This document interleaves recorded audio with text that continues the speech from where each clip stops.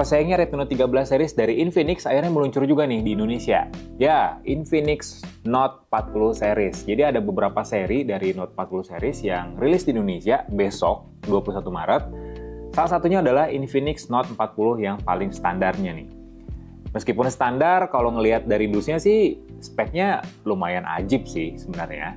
Jadi kita buka isi boxnya apa aja, dan sekaligus kita first impression aja. Yuk!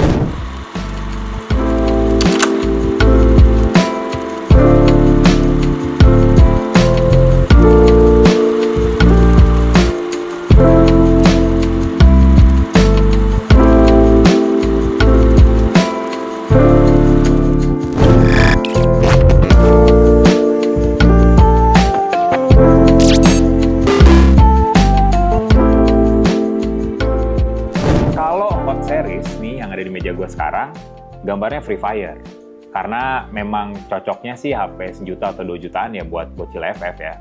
Kalau ini Note 40 series lebih ke Mobile Legends. Karakternya sih Matilda ya kalau nggak salah. Iya, Matilda. Oke. Dusnya rame. Kesan pertama gue ngelihat dus dari Infinix Note 40 ini kebilang rame. Di bagian belakangnya ada beberapa fitur utama dari smartphone ini. Salah satunya yang paling menarik adalah 20 watt wireless smart charge. Ini menarik sih. Gue yakin Note 40 series ini harganya sekitar 3 jutaan. Kalau bener 3 jutaan dan punya fitur wireless charging berbasis magnetik, mirip-mirip kayak iPhone generasi terbaru, ini fitur yang menarik sih di kelasnya ya. Terus juga fast charging 45 watt, layar 120 Hz AMOLED, prosesor Legend masih dipakai Helio G99 tapi udah ada embel-embel Ultimate, bukan lagi speaker berbasis Dolby Atmos gitu ya, yang udah dituning Dolby Atmos atau Harman Kardon, tapi ini pakai JBL. Kameranya 108 megapiksel dan desain yang bezel-less. Oke, kita buka aja. Oh iya, unit yang gua unboxing sekarang RAM-nya 8GB yang bisa ditambah 8GB jadi 16GB nih. Terus juga memori 256GB.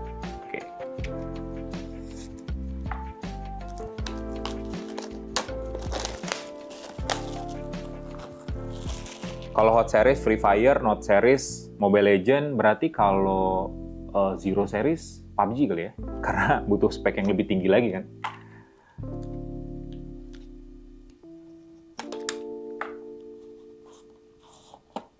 Wah, ternyata di dalamnya ada dua. Wow, satu paket.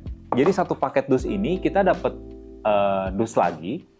Isinya Mag Power. Jadi kayak power bank. Oke, kita lihat aja nanti ya. Sekarang kita fokus ke smartphone-nya dulu deh. Kita singkirin dulu yang ini. Kita fokus ke smartphone-nya dulu.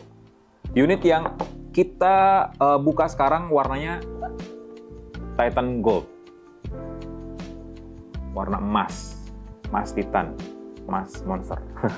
Oke, kita iniin. Ini dia unitnya. Infinix Note 40. Kita simpan dulu buat yang terakhir. Terus juga di sini ada stiker. Ini lebih ke apa ya? Lebih ke ngebahas soal kemampuan dari Infinix Note 40 sendiri sih. Ya terserah sih kalau buat usernya buat nempelin stiker ini di laptop atau gimana. Cuman ada sih beberapa yang menarik ya. Yang kayak gini. Dulu. Terus juga ada petunjuk penggunaan sama kartu garansi sih ini. Wah, ada kode redeem nih. Bunyiin dulu lah, ada kode redeem nih. Komen biar gue kasih nih kode redeemnya, oke? Nih, kalau nggak percaya.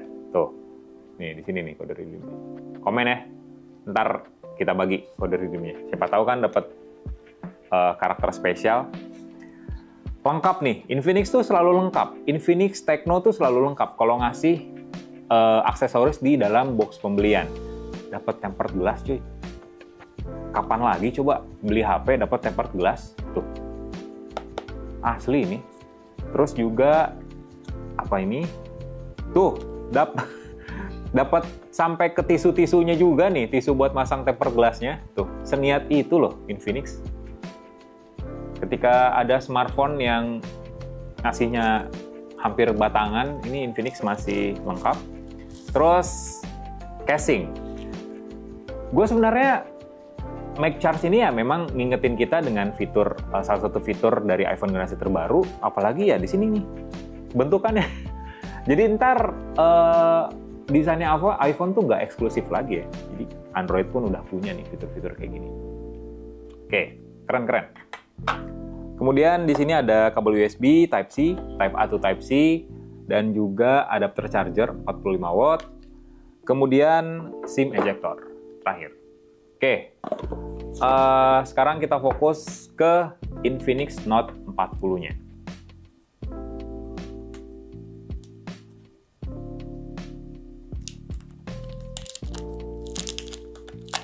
Wih, wow, oke. Kesan pertama gua megang smartphone ini ada dua sebenarnya. Pertama bulky, ini gede sih dan serba flat.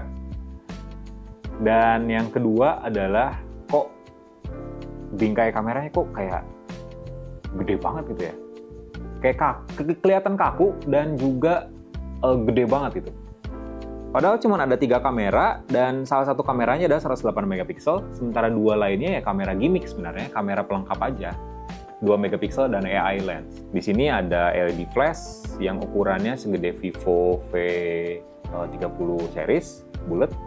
Terus di sini kayak ada logo dan tulisan 108 megapiksel super zoom. Materialnya mungkin plastik, mungkin ya. Tapi untuk sasisnya sih ini berasa plastiknya banget. Dengan warna yang agak glossy, yang bukannya kelihatan seperti metal atau aluminium, tapi malah lebih kelihatan kayak, ya ini plastik aja. Tapi di bagian atas, ini yang menarik. Kalian bisa lihat logo JBL di sini. Lihat nggak? Kalian bisa lihat logo JBL di sini yang menegaskan kalau ya kamera speaker dari smartphone ini tuh udah dituning mungkin secara hardware juga oleh JBL. Oke, sekarang kita masuk ke pengaturannya dulu.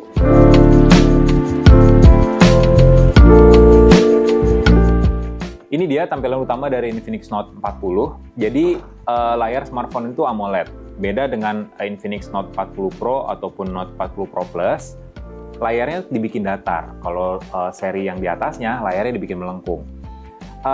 Meskipun datar, kelihatan di sini. Kalau bezel kiri, kanan, atas, bawahnya itu simetris. Tipis. Resolusinya Full HD+, dan refresh rate-nya 120 Hz. Kemudian gue udah pasangin Infinix Note 40 ini dengan casing Note Charge-nya. Jadi mumpung udah dipasang nih ya, sebelum kita bahas ke spesifikasi lainnya, sekalian aja kita buka nih Mac power-nya. Kalau dilihat dari dusnya, ini adalah wireless charger dan portable battery, jadi power bank. Power bank ini punya output maksimal 18 watt, tapi untuk wireless charging-nya maksimal di 7,5 watt. Jadi memang berada di bawah daya maksimal yang didukung oleh si Infinix Note 40 ini. Kapasitasnya sendiri 3020 mAh, jadi udah lumayan lah ya untuk sekali ngecas atau ya buat backup aja ketika smartphone lu bener-bener udah lowbat, tinggal pasangin ini. Oke, kita buka.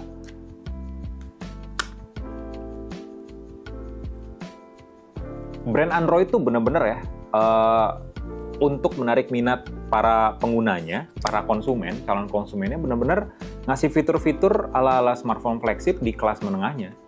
Jadi ya sekarang udah kayak smartphone flagship tuh bisa dibilang ya cuman menang di spek yang tinggi aja sih. Ya dengan experience yang lebih maksimal, tapi ada beberapa fitur di kelas flagship yang memang udah dibawa ke smartphone kelas menengah. Salah satunya adalah wireless charging dengan berbasis magnetik. Mac Charge. Wih. Oke. Kayak gini. Nah, kayak gini power bank-nya. Kalau ditempel ya kayak gini jadinya.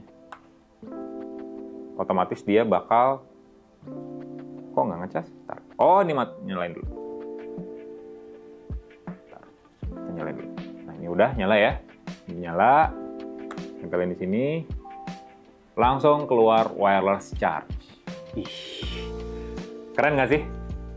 Lihat, di belakangnya ternyata nyala loh. Ini tuh bukan LED flash doang, ternyata ada RGB. Ada indikator RGB kayak smartphone gaming gitu. Nih ya. Ini lepas ya. Dia nyala. Pertanyaannya, kalau casingnya dicabut bisa nggak? Harusnya sih bisa ya, karena kan komponen magnetic charge-nya itu ada di dalam smartphone-nya. Sementara untuk pakai casing sendiri ya untuk memperkuat si magnetiknya. Karena ini konsepnya beda dengan wireless charging yang ada di smartphone flagship, misalnya kayak di Samsung kayak gitu ya, cuman tempel aja udah cas. Oke, bisa. Cuman ya jadi nggak nempel nih, jadi tuh jatuh-jatuh. Tuh, jatuh-jatuh kalau misalnya nggak pakai casing. Cuman kalau pakai casing, nempel. Kita tinggal pakai. King Phoenix nih coy. Sekalinya ngeluarin seri baru, fiturnya nambah juga. Ada fitur barunya. Yang gua nggak seneng adalah serinya baru, harganya beda, cuman ganti desain doang, speknya sama. No mention lah ini ya, kalian tau lah pasti apaan. Oke, sekarang kita bahas spesifikasinya. Jadi Infinix lagi-lagi pakai prosesor Legend, prosesor yang sering dipakai pada smartphone kelas menengah, MediaTek Helio G99. Prosesor ini tuh bener-bener prosesor yang sering banget dipakai di kelas menengah, nggak cuma Infinix aja, Xiaomi bahkan udah sering juga pakai Helio G99. Cuman ada embel-embel Ultimate. Nah, nanti dalam video review terpisah, gue akan jabarin apa bedanya MediaTek Helio G99 biasa dengan versi yang Ultimate. RAM-nya 8GB yang bisa ditambah secara virtual sampai 8GB, jadi maksimum RAM-nya tuh 16GB. Storage-nya 256GB. Kemudian baterainya 5000 mAh dengan fast charging 45 watt untuk kabel, tapi juga untuk wireless charging maksimalnya di 20 watt. Kameranya sendiri, kamera depannya 32 megapiksel, sementara kamera belakangnya itu 108 megapiksel dengan dua auxiliary lens atau dua lensa tambahan, AI lens dan juga kamera 2 megapiksel. Perekaman videonya kalian bisa ngerekam di 1080p sampai 60 fps atau 2K di 30 fps. Jujur, memang ini smartphone ini besok bakal launching, tapi gue masih belum tahu nih harganya berapa. Tebakan gue sih sekitar 3 jutaan ya, karena kalau udah di atas 4 atau bahkan 5 juta itu udah kelasnya Infinix Zero Series, atau kalau Tecno, saudaranya Infinix ya udah Camon Series. Jadi kalau Note Series yang paling standar ya mungkin sekitar 3 atau bahkan 4 jutaan. So gitu aja sih first impression gue dari Infinix Note 40 ini adalah versi yang paling standarnya. Tungguin aja video lainnya di Zontek, asalkan kalian subscribe channel ini, like videonya, kasih komen, share juga jangan lupa.